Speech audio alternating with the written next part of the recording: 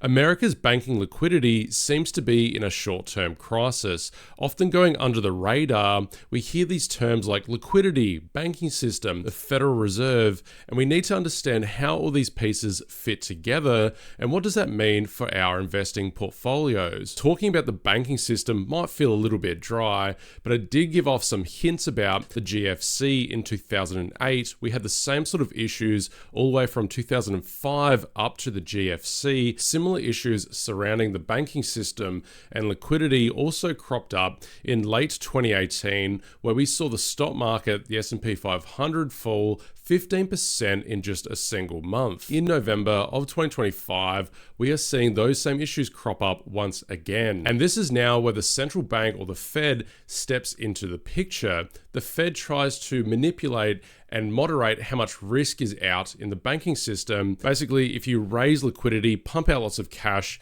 yes, that is healthy for banks, but you also create inflation. So on the flip side, if you do not have enough liquidity, then you would also see maybe putting at the risk of banks going out of business. That affects customer deposits and also the growth of the economy. We can summarize the Fed's tools into three distinct groups. There's a lot of tiny little money accounts and little emergency actions they can make, but pretty much they fall into these three categories. First up, we have the total amount of dollar liquidity, how much money has been printed in the central bank's history in order to stimulate the government and give them money to buy up treasuries, and eventually that money floods out to the banking system and to the real economy. Secondly, we have the Fed funds rate, which manipulates the interest rates paid for extremely short-term loans. Think of 1 month treasury bills or lending the money to the US government, and also things like interest rates in your savings accounts. If we lower the interest rates in the economy, that forces investors and banks to take on more risk. They have to put their money out in the real economy, loan people like you and me, give us money for cars, houses, etc. They have to chase the extra interest rate. And finally, we have number 3, which are emergency loans direct from the central bank. These can be in the form of short-term money funds. For example, in 2023, they printed around $75 billion in order to help out troubled mortgages. In 2025, right now, number 3 is being used to give out about $50 billion to troubled financial institutions. We can now have a look at some case studies to see, well, when did we have some crises to do with stimulus and liquidity in the past, and how does that match up to what's happening right now? My favorite example is going back to 2018, where we had about a decade of pretty much zero interest rates coming off the GFC. The whole financial system got used to 0% loans, and when the Fed raised them to around 2.5%, that created some stresses in the system,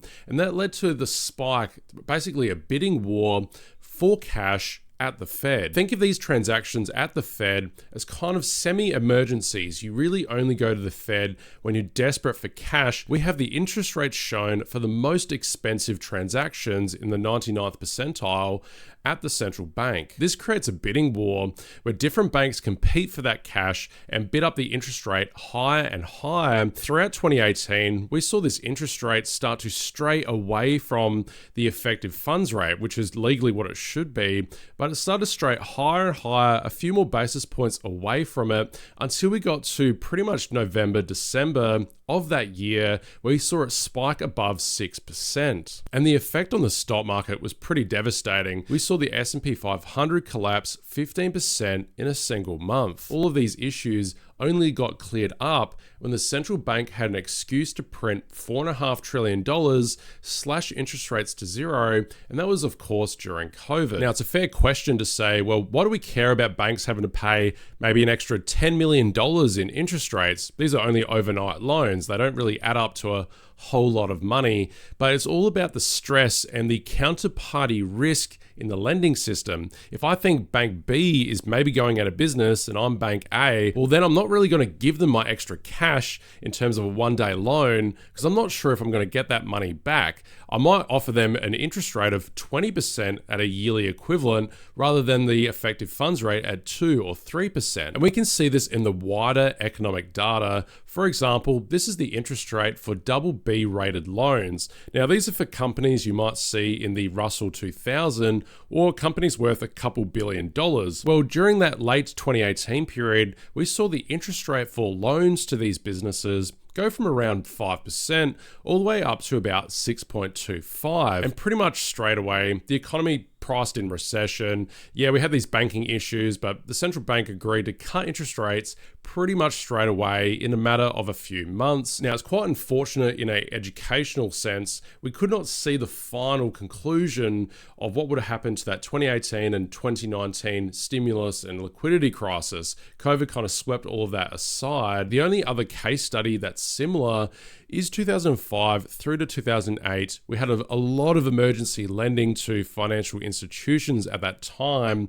We're not really seeing a lot of the same similarities. We also have a Fed and banking system that is tighter in some regulations about dangerous trading of products, but it also has lowered all of these lending requirements, meaning that banks have a lot of flexibility of where they can put their assets in cash. It's hard to say we're going to have another global financial crisis. Fingers crossed that doesn't happen. But now that we know all of that history and all the problems that we need to be concerned about, let's dive into what the picture looks like right now in November of 2025. The problems that we are seeing are to do with the amount of institutions that are going in for pretty much a Fed bailout. We have recently seen about 50 billion US dollars lended out in these emergency type actions. Now, these happen in very large spikes, so it could be heaps of banks going in on a single day, or each one of these spikes is just a single institution. $50 billion might not sound that impressive, but this is the equivalent of,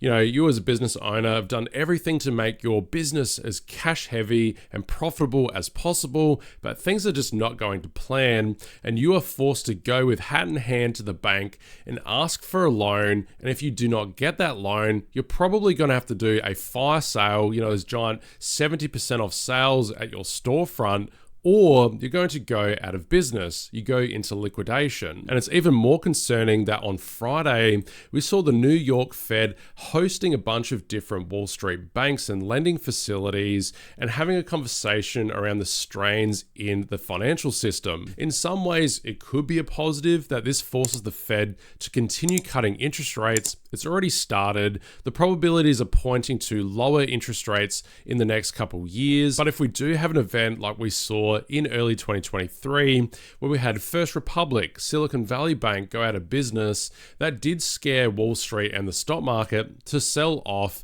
probably over a course of a few weeks. But unless this is going to be a sort of economy-wide problem, usually the stock market continues to rocket up higher just after those negative news events. So in terms of my response to all of this news, I'm pretty much just continue buying up my favorite growth companies. Anything that looks undervalued in the medium and long term, I'm just buying up those names. If you enjoyed this video, I've got 2 more for you here to watch. I hope to see you guys next time. Bye.